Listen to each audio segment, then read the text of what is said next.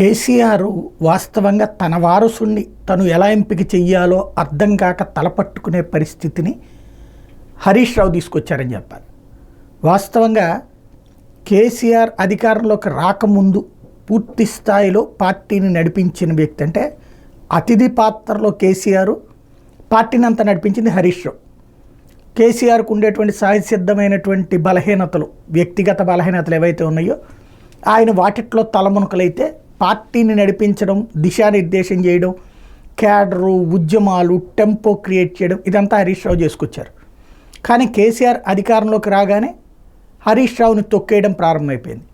ఏ స్థాయిలో అంటే కనీసం ఎన్నికలలో ప్రచారానికి కూడా వాడకుండా చేసేటటువంటి స్థాయికి ఆయన్ని తన నియోజకవర్గం దాటి, అంటే తన జిల్లా కూడా, అప్పటికి జిల్లాలు డివైడ్ చేశారు, తన జిల్లా కూడా కాకుండా తన నియోజకవర్గానికే పరిమితం చేశారు.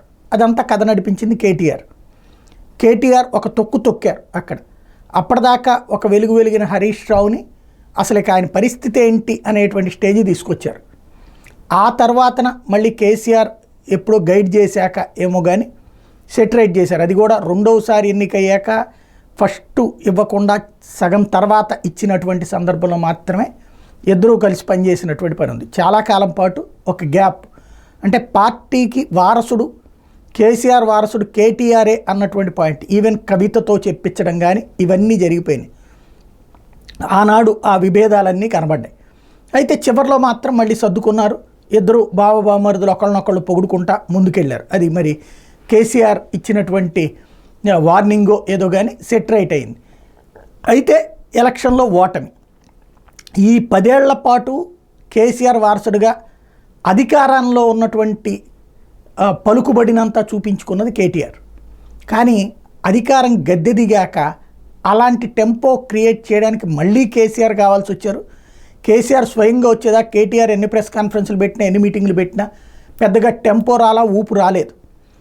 మళ్ళీ హరీష్ రావు రంగంలోకి వచ్చారు.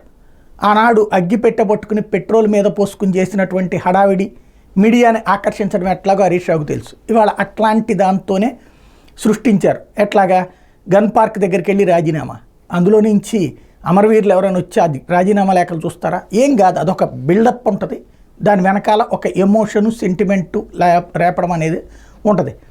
అందులో భాగంగా దమ్ముంటే రేవంత్ వచ్చి ప్రమాణం చేయాలి, నువ్వు ఆగస్టు 15 అన్నావు కదా, దానికే మేము రెడీ, ఆగస్టు 15కి నువ్వు రుణమాఫీ చేస్తాని, ఏది దేవుళ్ళ మీద కాదు ప్రమాణం చేయాల్సింది, ఇక్కడికి వచ్చి నీ రాజీనామా లేక నా రాజీనామా లేక పెడదాం, ఆ రోజు నువ్వు కనుక ఆగస్టు 15కి కనుక చేస్తే నేను సాంతం రాజకీయ సన్యాసం చేస్తాను. ఇది అన్ని హామీలు. ఇక్కడ సూపర్ 6 పథకాలు 100 రోజులు అన్నావు, ఇప్పుడు సూపర్ 6 అన్నీ ఆగస్టు 15 అంటలేదు రేవంత్ తెలివిగా. ఏదైతే రుణమాఫీ ఆగస్టు 15 అంటున్నారు, మరి మొత్తం కలిపి అన్నటువంటి కాబట్టి అన్నీ కలిపి నువ్వు చేస్తానంటే నేను ఇక రాజకీయ సన్యాసం ఇదే, ఈ ఎలక్షన్ల తర్వాత ఇప్పుడు రాజీనామా చేసేసి వచ్చే ఎలక్షన్ దాకా పోటీ చేయను, నువ్వు మొత్తం అవన్నీ ఇస్తానని చెప్పేసి ఇక్కడికి వచ్చి హామీ ఇవ్వు. ఆయన ఎట్లా గురారు హామీలు అంటే అదే చెప్తూ ఉంటారు, ఆగస్టు 15 నన్ను నమ్ము, దేవుడిని నమ్ము అని చెప్పేసి. కాబట్టి ఒక టెంపో మళ్ళీ మొన్న కేసీఆర్ వచ్చాక ఒక టెంపో క్రియేట్ అయింది, ఇప్పుడు హరీష్ రావు వచ్చాక ఒక టెంపో క్రియేట్ అయింది. ఆ టెంపో శాంతం అయిపోయింది పార్టీ అనుకున్న స్థితిలో టెంపో క్రియేట్ చేయడం హరీష్ రావు వల్ల అయింది, కేటీఆర్ వల్ల కాలేదు. ఇప్పుడు అందుకనే మొన్న TV9 ఇంటర్వ్యూలో కేసీఆర్ని అడిగినప్పుడు మీ వారసులు ఎవరు అంటే జనం డిసైడ్ చేయాలి అన్నారు. అది జనం చూసేటటువంటి పరిస్థితి హరీష్ తెచ్చుకుంటున్నారు. అది కేసీఆర్కి ఒక పెద్ద పరీక్ష అయింది.